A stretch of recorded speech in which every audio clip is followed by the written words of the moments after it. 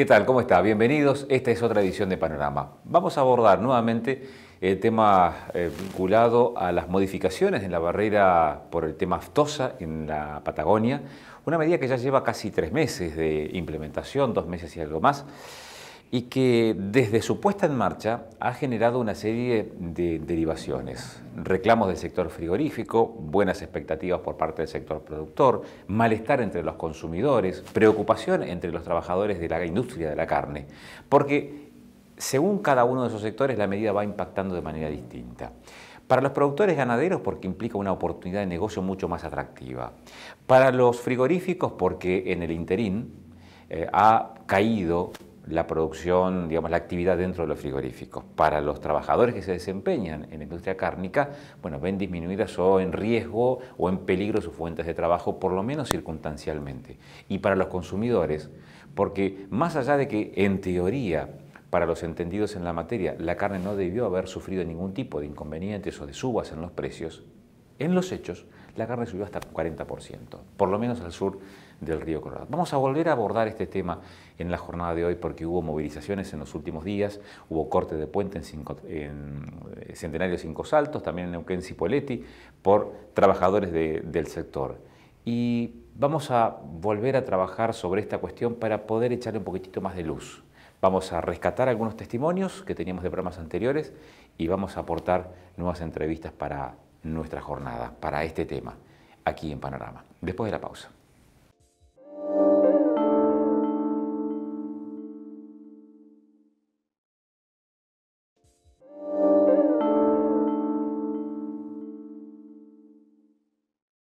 Nos preocupa la situación vinculada a las derivaciones que ha tenido esta reformulación de la barrera de la aftosa en nuestra zona, que implica sencillamente considerar también esta zona mediterránea que está comprendida entre los ríos Negro y Colorado como libre de aftosa sin vacunación. Y el cierre para el ingreso de ganado en pie a la Patagonia. Esta semana hubo reuniones en Neuquén tras una medida de fuerza de los trabajadores del sector preocupados por la continuidad de las fuentes de trabajo. Se reunieron con legisladores neuquinos. Eduardo Benítez fue uno de esos legisladores.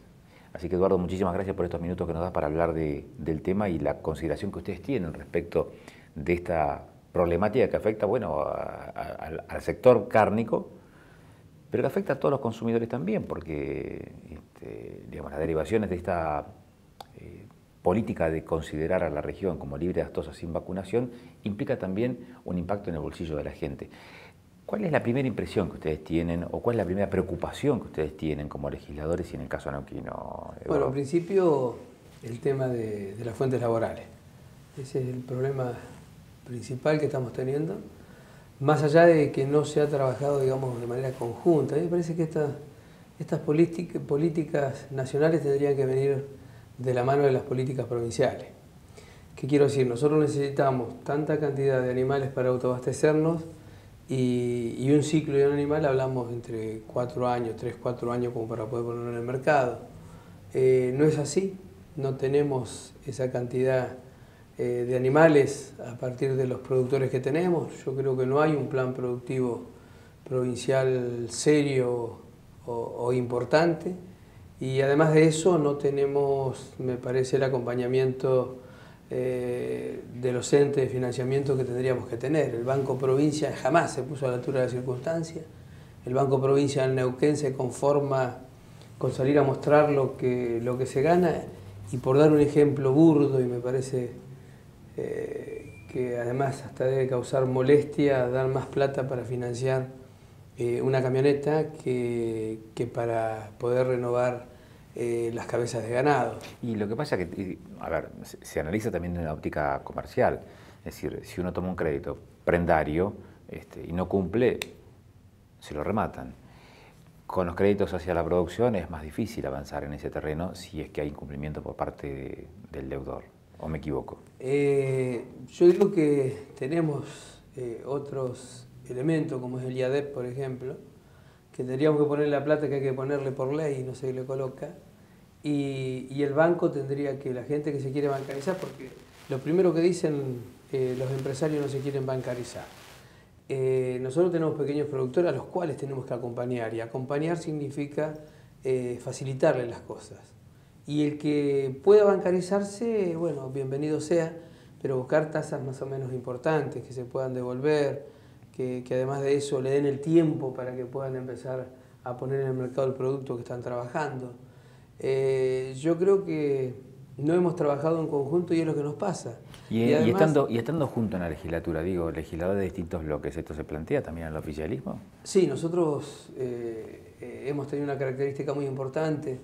Hemos recibido en la Comisión de Producción, Industria y Comercio a todos los productores y a muchos trabajadores que tienen que ver con la producción que también han venido, a muchas asociaciones de fomentos rurales que también han venido.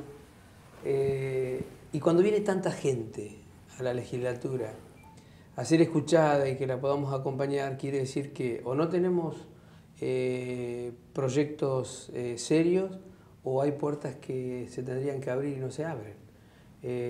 Nosotros estuvimos con los trabajadores del matadero y también del frigorífico que hoy está en cuestión y que están en la ruta manifestando. Y bueno, lo que queremos es buscar algún tipo de solución. Me parece que nos estamos encaminando bien, tenemos que ver cómo está conformada la cooperativa que se dice que está concesionada en el matadero de Centenario, y estuvimos con el intendente, nos estamos haciendo de todo el material, los empleados se van a entrevistar con el subsecretario de Trabajo, y después, bueno, estamos dispuestos en esta composición que tiene la Comisión de Producción, con legisladores que tienen contactos directos con el Gobierno Nacional, está el oficialismo provincial y estamos nosotros, que en esto no hay que sacar ningún tipo de rédito político, sino que tratar de buscar la solución. Y si se arman cooperativas obreras realmente bien constituidas, yo creo que podemos conseguirle el financiamiento que necesitan y que se queden con los empleados. ¿Y cuál es la situación de la cooperativa esta de Centenario a la que hacía referencia, Eduardo? El problema de la cooperativa es que el concesionario, el empresario, dice no tener los medios para seguir con esto a partir del corrimiento de la barrera. Pero yo digo, hace 10 años más o menos que está concesionado esto, y me parece que cualquier empresario debe ser previsor y debe ir por lo menos buscando otro tipo de mercado que estén en el lugar donde realmente le corresponde, que estén de la barrera para este lado. Y sin embargo no lo ha buscado y no tiene hoy los proveedores que debe tener, ¿no es cierto? Y entonces no puede faenar y por consiguiente no puede entrar en el mercado. Pero a mí me parece que el gobierno provincial tendría que actuar fuertemente en esto, por lo menos en el corrimiento de las barreras internas que tenemos. Nos quedó una barrera en Aniero, nos quedó una en Picún-Lefú, nos quedó una en Cutralcó, y los mismos productores, que por la mayoría son pequeños, el otro día fueron y eran un grupo de 40 en el inicio y fueron 8 los que estaban quedando, que además son distribuidores, son crianceros de aves, también venden huevos, venden chacinados, y le ha quedado muy limitado, digamos, el territorio para poder vender su producto. Si no nos retiran la de Picún-Lefú, no nos retiran la de Cutralcó, que son barreras internas, me parece que la gente no puede competir. Por ejemplo, los pequeños productores que tenemos en la zona de Cutralcó, Huíncul, Sausal, Bonito, no pueden venir a competir. ¿Y cómo se justifican esas barreras internas? Digo, si toda la zona es libre de lactosa sin vacunación, ¿por qué hay barreras internas? Yo no las justifico. Me parece que han quedado, no sé por qué, pero no hay un justificativo. Estos pequeños productores, dentro de los límites de la barrera, estaban con un control muy bueno, muy serio de parte de provincia. No pueden estos pequeños productores, digamos, encuadrarse dentro del SENASA, les sale muy caro y el margen sería muy poco y entonces no pueden seguir produciendo. ¿Con SENASA no entiendo yo por qué están ahí esas barreras. ¿Con SENASA hablan ustedes? Con SENASA nos hemos comunicado vía el Ministerio de Desarrollo Territorial, porque hemos tenido algún inconveniente también cuando cuestionaron el caravaneo que se hacía en la zona de Loncopué y fueron y cerraron las tranqueras sin respetarnos los tiempos que necesitábamos en esa zona. Todavía no se había producido el destete y sin embargo fueron y clausuraron varios campos, pero bueno, eso fue una cuestión de una semana. ¿Usted está utilizando términos propios de la producción ganadera? ¿Por qué? ¿Porque se estuvo interiorizando este tema o porque siempre le interesó? A mí me interesa mucho, yo soy de Cutralcó, no tenemos mucha producción, pero cuando pasamos crisis muy fuertes, nosotros empezamos con producción de conejos, con producción avícola, con el tema de las aromáticas. Y yo creo que Neuquén hoy tiene lugares muy importantes en los cuales podemos buscar otro tipo de economía y no solamente basarnos en todo lo que depende de hidrocarburos. Si nosotros le pusiéramos un poco más de plata, estoy diciendo un poco más de plata y atención a Picún Lefú, el forraje lo sacaríamos de ahí. La ley de feedlot, por ejemplo, fuimos los autores y sin embargo hace años que ya está y no está reglamentada o al menos no se está aplicando y por ahí tiene que pasar la cosa. Me parece a mí que el engorde a corral es muy importante y es muy buena la carne de Neuquén y sobre todo la del norte neuquino, me parece a mí que es para competirle sin tenerle... Siempre hubo una especie de preconcepto respecto a los feedlot que son, como negocio, son buenos negocios en la medida que estén subsidiados. ¿Esto sigue siendo una realidad? Yo creo que tenemos que acompañar a los productores hasta que empiezan a generar el producto y hasta que empiezan a tener algún rédito. Lo que pasa es que muchos productores, no digo todos, digo algunos, que son muchos, están acostumbrados a que siempre han recibido y dan muy poco a cambio. Yo lo que no quiero, y eso lo digo siempre en la comisión, yo es la segunda gestión que estoy al frente de la Comisión de Producción, Industria y Comercio, y a mí me duele enormemente que los viejos productores crean que es mejor negocio vender la chacra para un barrio privado y no ponerla en producción, pero es porque, vuelvo a insistir, no tiene el acompañamiento del Estado que tiene que tener. Cualquier provincia, cualquier nación que se crea seria, no tiene que atacar a los productores, los tiene que acompañar y por supuesto que todos tendrán que cumplir con los impuestos que le impone el Estado, pero me parece que hoy son muy caros. Cuando habla del Estado, ¿municipal, provincial o nacional? Yo empezaría en un orden nacional, provincial y bueno, el municipal es el que menos. Porque el Estado nacional es el que impuso estas modificaciones de la barrera. Correcto, y el provincial no se quejó, ni se ordenaron, ni la hicieron de manera, digamos, articulada para que no suframos esto. Es una buena medida el corrimiento de las barreras, pero si tuviéramos un plan una buena medida, bueno, Eduardo, ¿una buena medida para quién? Para los productores. Porque el consumidor, pero el consumidor lo siente muy fuerte y porque acá, ante cualquier duda, se aumenta. No tiene ningún sentido que se haya aumentado la carne como se aumentó. Se ha aumentado hasta en un 40% la carne. Inclusive es como si fuera carne de primera y de segunda la que está con hueso y la que está sin hueso. Y en Neuquén y en Río Negro también debe suceder.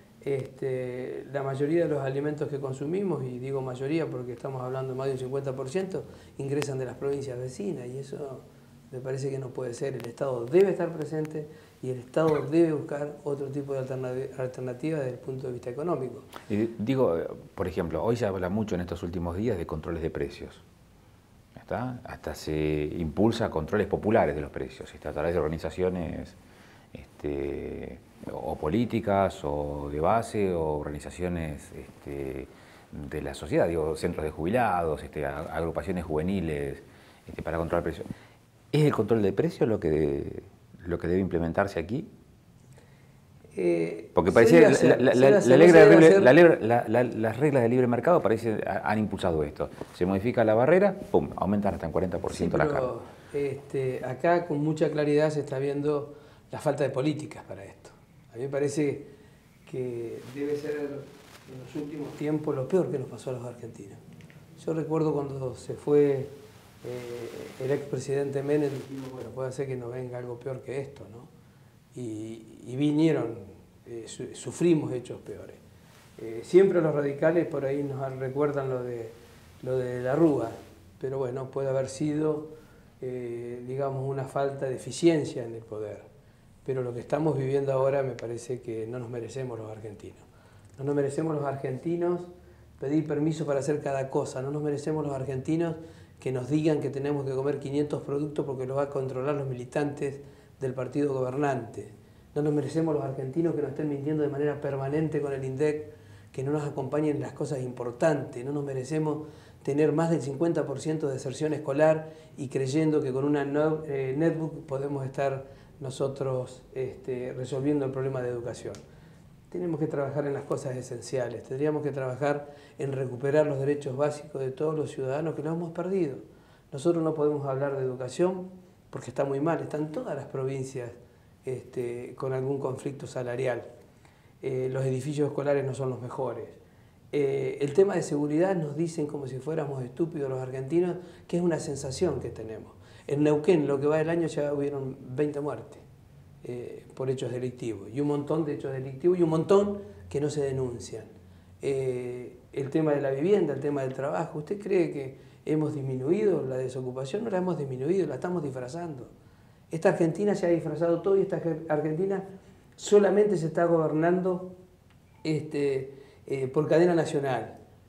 Jamás se sentó la señora presidenta a hablar con los partidos de la oposición.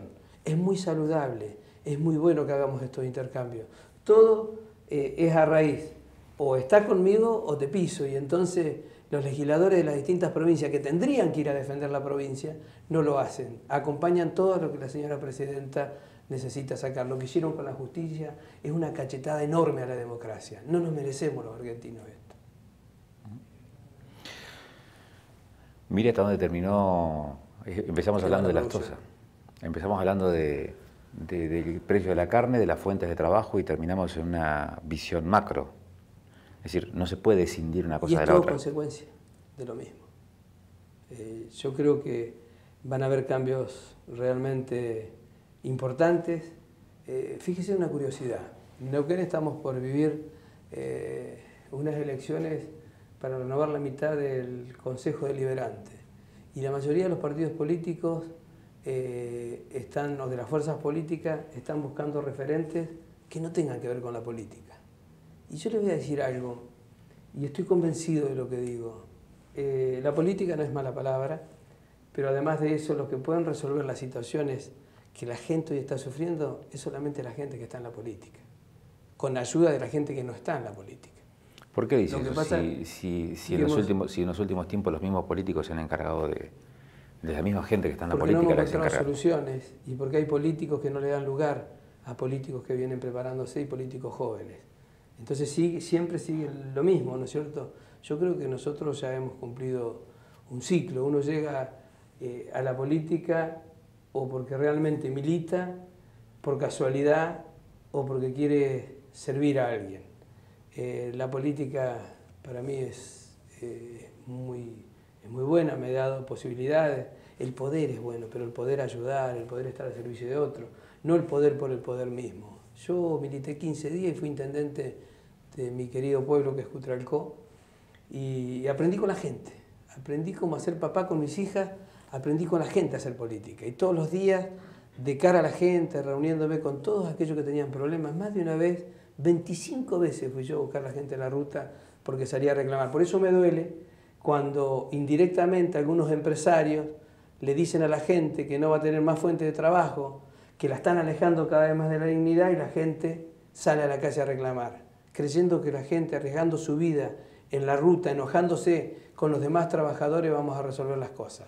Las cosas se tienen que institucionalizar y se tienen que resolver si ninguno tiene nada sucio. Si hemos trabajado siempre por derecha, me parece que estos problemas que estamos viviendo ahora con la gente de la carne, me parece que lo tenemos que resolver desde el punto de vista institucional. Se tiene que sentar el ministro, se tienen que sentar los secretarios, se tienen que sentar los legisladores y se tienen que sentar los empresarios que no lo hacen. Me parece a mí que por ahí siempre tratamos de apretar al más chico y al poderoso no le hacemos nada. Y esto se tiene que terminar. La gente está harta que siempre salen beneficiados los mismos vivos. Siempre son los mismos. Esto lo que usted acaba de decir, un tiro por elevación al empresario que tienen ahí muy cerquita de Neuquén. Yo no lo conozco, no tengo el gusto y no voy a tener tiempo de conocerlo, porque a los que sí conozco son los empleados que son más de un centenar y que su familia corre el riesgo de que el jefe del hogar no pueda tener más trabajo. Y nosotros lo vivimos en Cutralcó con más de 4.000 personas, Por eso me duele cuando ahora hablan algunos que fueron miembros informantes cuando nos robaron YPF, hoy hablan de la estatización de YPF, pero regalamos un YPF próspero y agarramos las migajas de un YPF y encima la agarramos medio de contramano, porque créame lo que le voy a decir ahora, en poco tiempo más vamos a tener nosotros en los tribunales internacionales reclamos de los que eran dueños de este YPF que alguna vez se la dimos porque eran amigos. Pensé que me iba a decir que también le preocupaban, además de la fuente de trabajo, los consumidores o los clientes, o la mayoría de los neuquinos y rionegrinos que consumen carne. Que también carga combustible. Por supuesto que todo eso nos preocupa enormemente, pero si nosotros no tenemos muchos hogares con ingresos, difícilmente tendremos muchos comercios que trabajan y que abren todos los días la persiana y que contienen entre 4, 6, 8 personas y son a los que más siguen, a los que más persiguen y nos cuesta muy mucho y generar fuentes de trabajo. No cuidamos a esa gente y por supuesto que después a partir de todo eso se van deformando los precios y entonces los consumidores, yo lo dije al principio, no tiene razón de ser que nosotros estemos pagando la carne a la que la estamos pagando y no tiene razón de ser que nos mienta un personaje que hoy es el que manda todo, que se llama Moreno, que diga que YPF congelaba los precios y es el primero que aumentó la nafta. Y aumenta la nafta y hace todo un efecto dominó y aumenta todo y cada vez estamos más lejos y cada vez más cara la canasta familiar. Y los sueldos se alejan mucho y entonces después criticamos al que reclama por el sueldo. Uy, estamos hablando por lo menos, y no me quiero quedar corto, 10.000 pesos una familia tipo en una canasta familiar. Y hay gente que tiene un ingreso de 6.000, 7.000 pesos. Entonces me parece que tenemos que hacer un replanteo general y cuando yo le decía a usted que perdimos los derechos básicos, a esos derechos me refería. Eduardo, muchas gracias por estos minutos. Muy amable. Gracias a usted.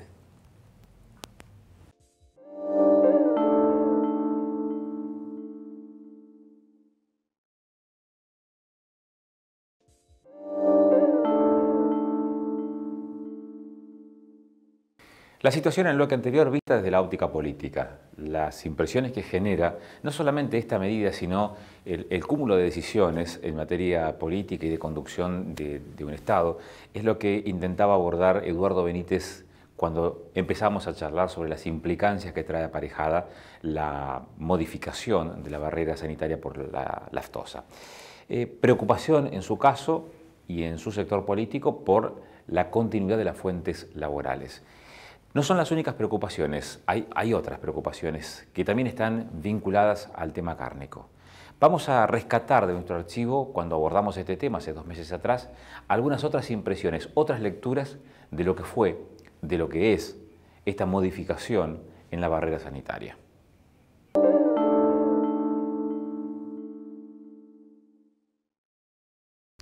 La barrera sanitaria es todo un tema. En principio estamos de acuerdo con la medida, estaba prevista para enero del 2014, esto hace como más de 5 años, 8 años cuando estaba Amaya en Senasa y se implementó la barrera del Río Negro, se dijo que se imponía esa barrera y íbamos al Río Colorado Barrancas. La modificación más trascendente es que no permite el ingreso de Hacienda en pie desde el río Colorado, desde el norte del río Colorado, como actualmente lo estábamos haciendo. Entonces, esto genera una falta de materia prima que impide el normal desenvolvimiento de nuestra actividad. La única hacienda viva que nosotros ahora podemos industrializar es la hacienda que se ubique entre el río Colorado y el río Negro, incluido esto el sur de la provincia de Buenos Aires, más específicamente el partido de Patagones. Hoy nosotros no, digamos, los usuarios que están faenando en el frigorífico no están trayendo hacienda del lado de La Pampa, sino es todo acá de Valle Medio, todo lo que está de este lado de la barrera. A futuro nosotros teníamos pensado con el tránsito federal que los usuarios tuvieran la oportunidad de comprar hacienda en pie en La Pampa o Buenos Aires, poder faenarla en el frigorífico y comercializarla, pero digamos es una alternativa que veíamos posible, que bueno, hoy no se va a poder hacer, pero no modificaría la forma de trabajo que hoy tenemos en la planta. Se cree que el trabajo disminuiría un poco porque habría una especie de competencia por la poca cantidad de cabezas, digamos, que hay en la zona.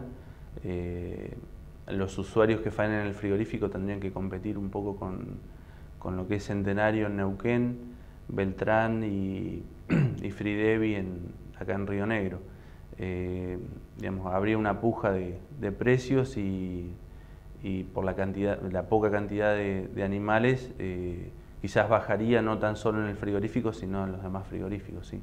Bueno, lo que vamos a hacer ahora es, en primer orden, digamos, generar todas las acciones que sean necesarias como para que esta medida tomada a mi criterio, entre gallos y medianoche, con una falta hasta de ética, te diría, muy importante, es tomar todas las medidas necesarias como para que esto no nos perjudique. Por consecuencia, no perjudique a ninguno de los actores de la empresa, ¿no? Ni a la parte edilicia, ni a las finanzas, ni a la economía y por supuesto, lejos de que perjudique al personal. Es una lástima, digamos, es medio apresurado.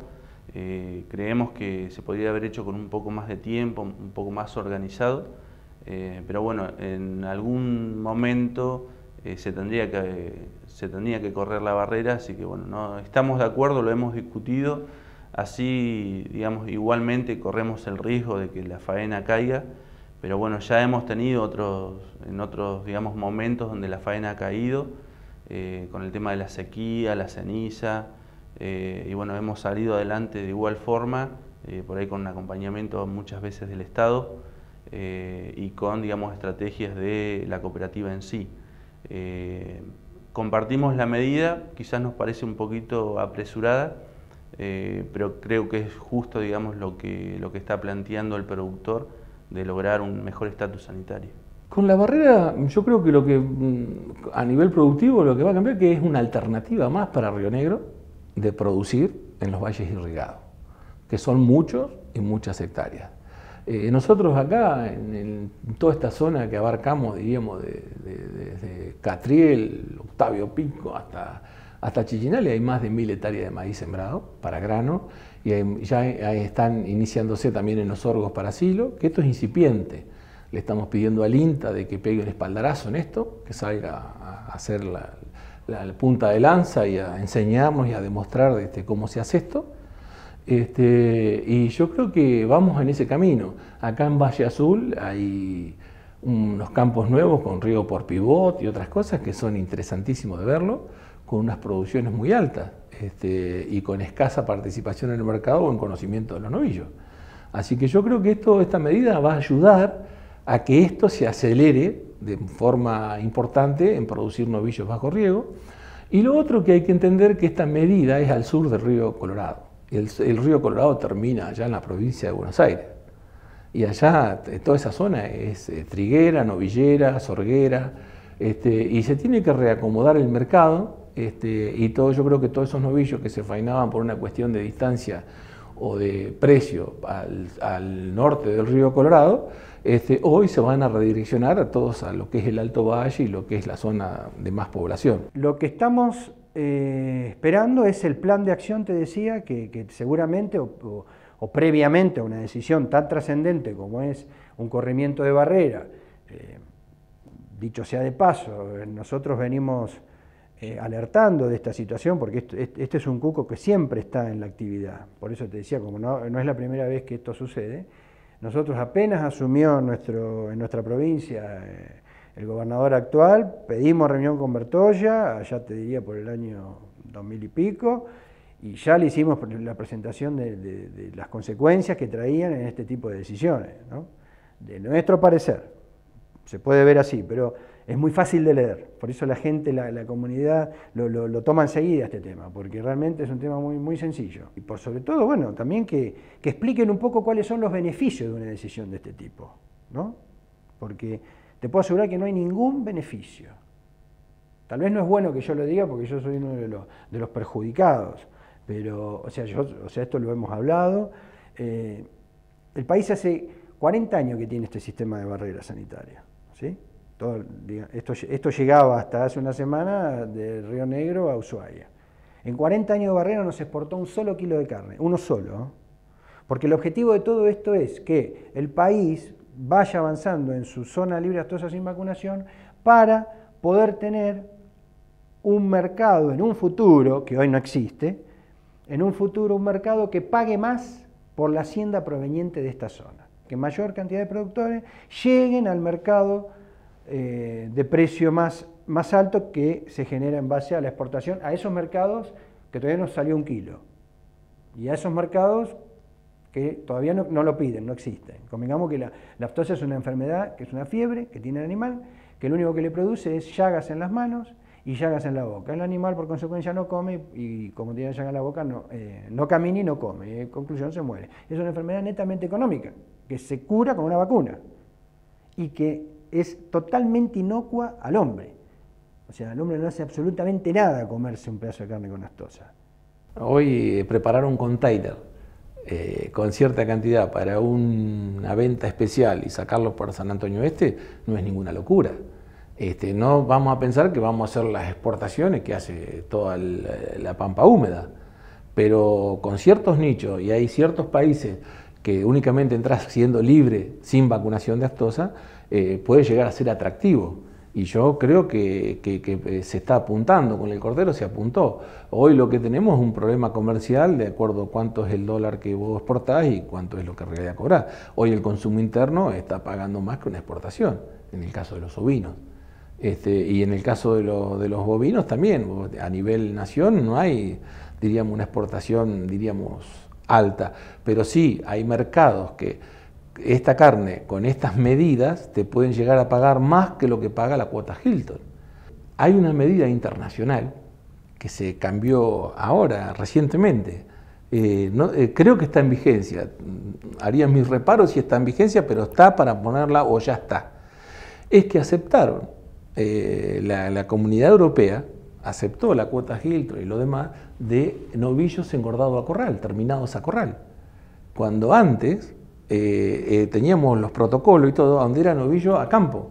Y hasta ahora esto es una medida recién tomada y hay que ver si ahora arrancan estas reuniones y a ver si, bueno, dónde ponemos el objetivo. Yo al ministro se lo dije personalmente, vamos a poner un objetivo y cada uno dentro de ese objetivo ve qué granito de arena puede poner y a dónde puede acompañar y a dónde empieza el negocio de uno y termina el del otro. Retroceso no creo que haya. Creo que por ahí se pueden buscar distintas alternativas, como puede llegar a ser un corredor en caso de que falte hacienda en la provincia de Río Negro. Sí, digamos, durante este tiempo para atrás se ha pensado en el corrimiento de la barrera y muchas veces no se ha corrido por el tema de las industrias, de los frigoríficos que, digamos, no iban a aguantar por la poca cantidad de cabezas de hacienda, pero yo calculo que se va a sostener en el tiempo. El tema de fomentar los engordes y retener las cabezas de ternero creo que va a ser una buena alternativa para una reconversión en la provincia de Río Negro. Creo que hay que aprovechar los espacios que tiene el valle o valle medio, donde hay, digamos, lugares bajo riego, donde se pueda reconvertir, donde se pueden hacer engordes, pequeños engordes y aumentar la cantidad de cabezas de ganado. En realidad esta medida es netamente económica. Está muy disfrazado, digamos, está vendido al común de la gente como un tema sanitario. Pero esto es netamente económico, acá no hay otro motivo. La hacienda, al tener una demanda mayor a la que tiene hoy, toma otro precio. De hecho, ¿por qué yo hablo de un 55% de diferencia? Hoy la materia prima, hasta hace una semana acá, valía 19 pesos. En la misma zona que al sur del Río Negro valía 29 de costo, ¿no? Eso significa un 55% más. Pero yo creo que hoy el cuello de botella es cuando todos vayamos el sábado a comprar asado con hueso. Y no satisfaga o no alcance hoy esa cantidad el sábado, y entonces que se pare con el precio, la demanda. Ahora, yo quisiera ver quién va a comprar asado el martes o el miércoles.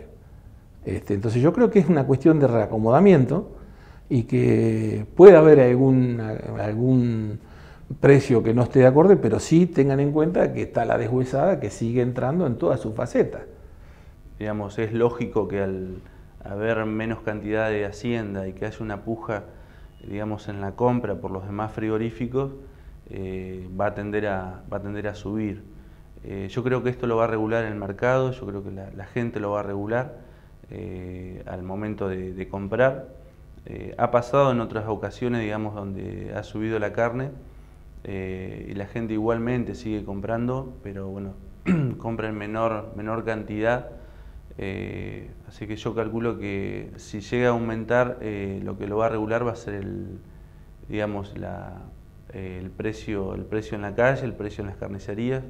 La misma gente lo va a regular. Lo de la góndola, lo que yo veo que puede llegar a aumentar es el costo de sacar el hueso, que el consumidor final no va a pagar el hueso. De la costeleta no va a pagar el hueso y del asado no va a pagar el hueso, que es una cuestión típica. Después todo lo que es sin hueso va a seguir controlando el precio de los novillos que se hagan acá. Un novillo de acá no van a poder pedir para aumentar en la góndola una locura cuando entra la carne deshuesada. Esta medida se tomó cuando se hizo la barrera de Río Negro, en Bariloche, en Esquel. Todo esto es igual como es hoy acá. Nada más que en Bariloche, en Esquel y en todos lados no hay la cantidad de novillos que tiene esta zona. Por parte de los productores se ve como una buena medida, digamos que ellos fueron impulsando. Esto creo que va a permitir para ellos el poder fomentar, digamos, y preocuparse un poco más por retener los terneros que bueno, muchas veces se venden a la provincia de La Pampa o provincia de Buenos Aires y muchas veces esa carne vuelve el animal en pie o vuelve la carne, digamos, faenada en otro frigorífico de La Pampa o de Buenos Aires. Desgraciadamente, cuando toma la posta en algún momento de las decisiones de este tipo, gente que realmente maneja muy mal te diría hasta sus escrúpulos, es cuando suceden este tipo de cosas. Esto está generado en el año 2009 por el actual candidato a intendente de Viedma, Mario de Regui, presenta en la legislatura un proyecto de ley y el proyecto es bien claro. Es la herramienta que se necesita para que el novillo el animal de la zona de Río Negro tenga un extravalor y con eso poder recuperar el stock ganadero perdido. Esto lo toma el ex intendente de Patagones, los dos productores, el ex intendente de Patagones, Haroldo Levet, asesor hoy del ministro Jaguar. Entre gallo y medianoche, ¿con quién habla? Nos reunimos en Viedma. Lo hablamos a Palmieri, pero muy preocupado con esta situación, hace 10 días. Nos negó terminantemente que iba a ocurrir esto. No, por favor, los del diario se equivocaron, nos contestó. Nosotros, cuando estuvimos en Buenos Aires, era nada más que por el tema de la fruta. No sé dónde sacaron este tipo de cosas. Sumado esto a que aparentemente este frigorífico que pone en marcha Cristóbal López a 150 kilómetros en Gobernador Costa, a 150 kilómetros de Esquel, puede llegar a tener también un trasfondo de un negocio económico-político que, bueno, lo pueden hacer unos pocos.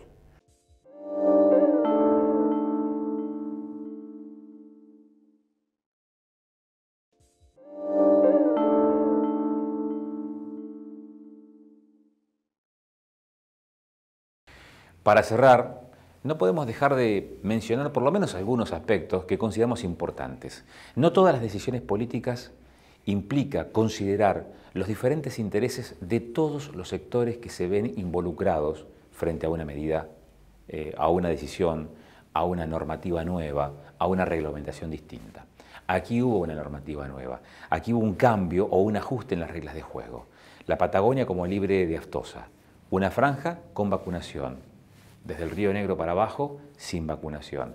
Esta franja, esta zona mediterránea entre los dos ríos, el Colorado y el Negro, que pasó a ser considerada como libre de aftosa, también sin vacunación como el resto de la región, es lo que ha generado este tipo de complicaciones.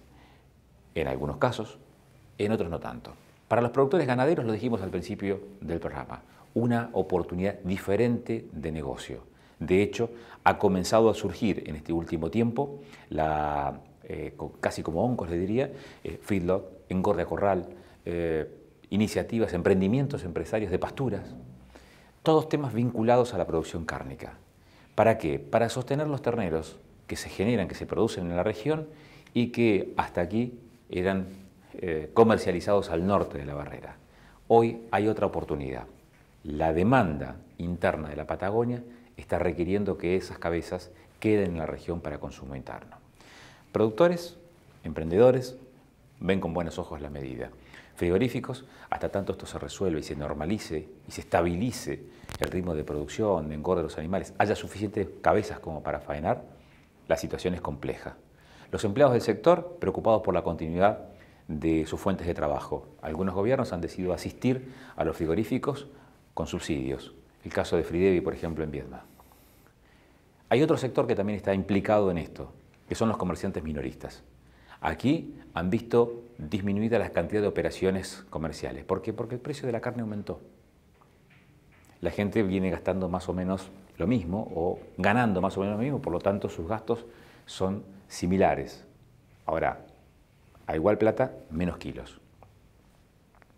Y por otro lado, además de los comerciantes minoristas, los consumidores, que vieron en este último tiempo cómo en la región del sur de nuestro país la carne ha tenido incrementos de hasta el 40%. Podremos decir, podemos convenir que no resiste una explicación lógica ese aumento, tal vez, pero el mercado hace que sí, esta situación se esté dando. Entonces, ¿cómo compatibilizar los distintos intereses? Eso es lo que hoy está fallando. Hay buenas expectativas para los productores. Hay una situación de transición para trabajadores y frigoríficos. Hay una situación distinta para comerciantes minoristas y el público en general, que son los consumidores. Lo que sí es cierto es que difícilmente el precio de la carne vaya a bajar. Nos vemos en 7 días. Muchas gracias.